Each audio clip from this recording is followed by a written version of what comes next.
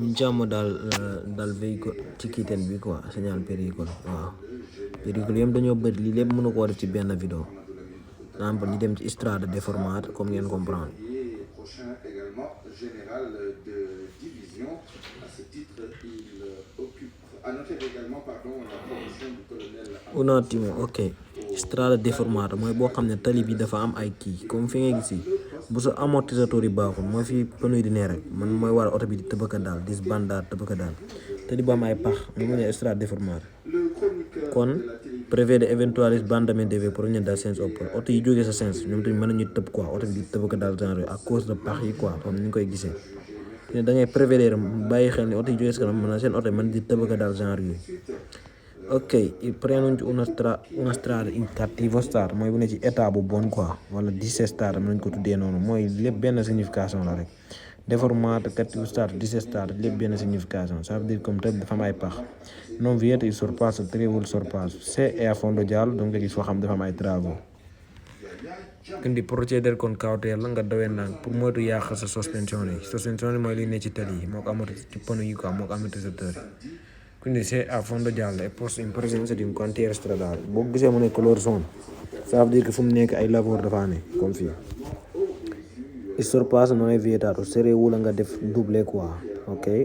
il segnale può essere associato con un segnale di limite massimo di velocità comme fii segnale fi nga ko gis mën nañ cee def ab limite naa la daw fa 30 wala ñu def ci ay mu wala lunghezza comme tali bi nga xam ne foofu la pax yi in questo caso bu amee frecce ça veut dire que di nga daw tali bu déformate boo xam ne dafa am ay pax lunga bu gudda 380 mètres kon dafa yore loolu tamit ok léegi ñu xool demande yi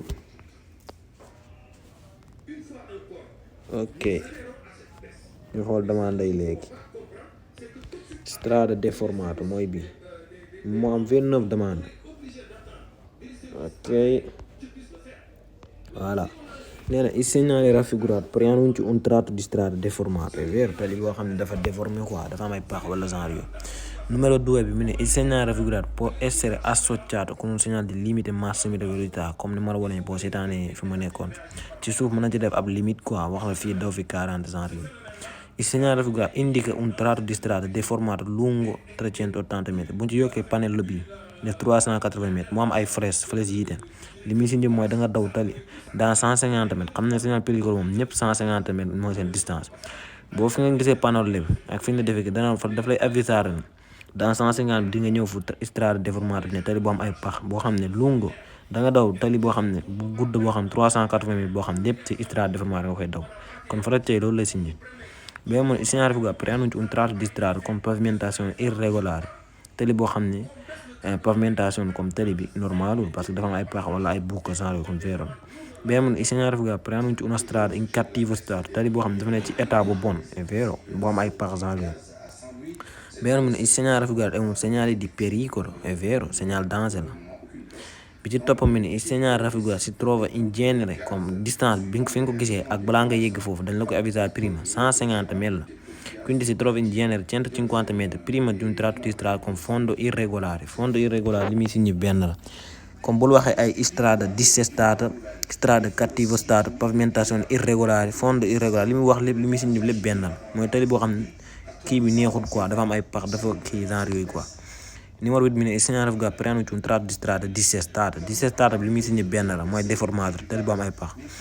numéro 9 mi ne il segnale raffigurato se è a fondo giallo comme ci biit bu dee def ne couleur giallo fi couleur bianco bi ne bu doon couleur giallo è usato dañ koy utiliser foo xam ne in presenza di cantiere stradale foo xam ne ay liggéey dafa ne mën naa foo xam ne tali bi dafa am ay pax ñu koy liggéey du koy defal mën nañ la ko faa defal in presenza del segnale raffigurato yow fa nga gisee signal bi è importante prevedere mooy nga gis bàyyi xel loo xam ne ñëwgut dafa gën nga important prevedere eventuali sbandamento mooy oto bi di tëbëka daal xam ngeen foo am ay pax moom oto bu fay jaar day tëbëka daal quindi nga prevedere eventuali sbandamento day veicolo proveniente dal senso opposto oto yi ñëwee sa ci beneen sens bi nga moytu leen numéro 11 bi mu ne in presenza del segnale raffigurato è necessario daf koy laaj adeguare la velocità mooy wàññi quoi diminuire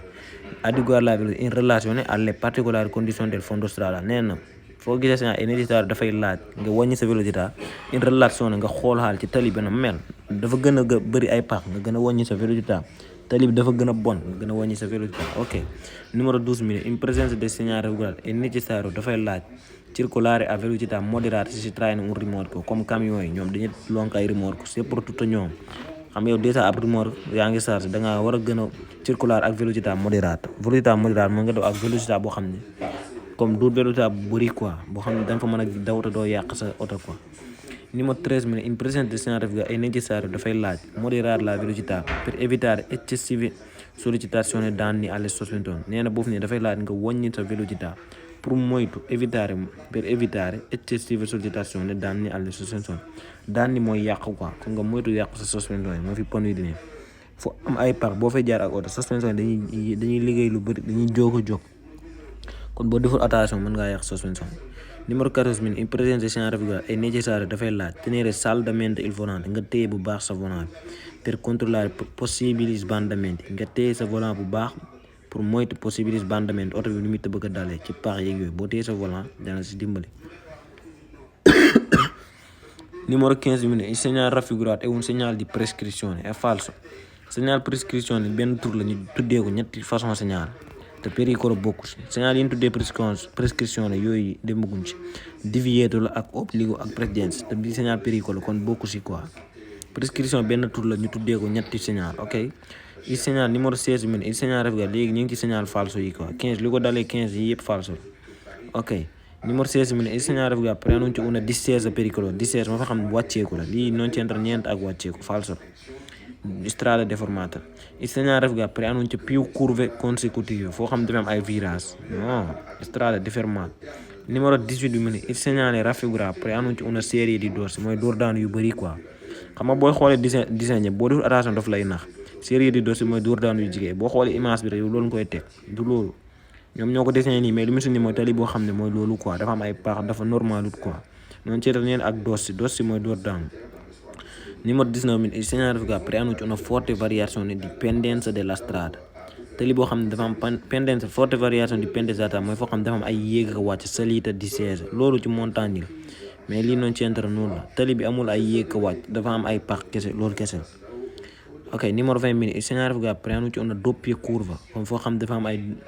doppia curva ñaari curva quoi ñaari virage doppia falso parce que lii ku strada deformata la wala ñu tuddee ko dissestata wala in cattivo stato wala nga ne pavimentazione irregolare mooy boo xam ne tali bi mooy loolu dafa am ay pax genre yooyu. Numero 21 il segnale traffico preannuncia un dosso door daanu falso loolu beneen la lii du dosso strada deformata. Numero 22 mi il segnale traffico preannuncia una cunetta boo xam dafa am cunetta mooy da ngay dugg ci paax mi daal di génnaat un dosso falso yooyu yeneen segnale bi strada deformata. Numero 23 mi ne il segnale traffico preannuncia un tratto di strada a visibilità limitata foo xam ne doo gis quoi è falso da ngay gis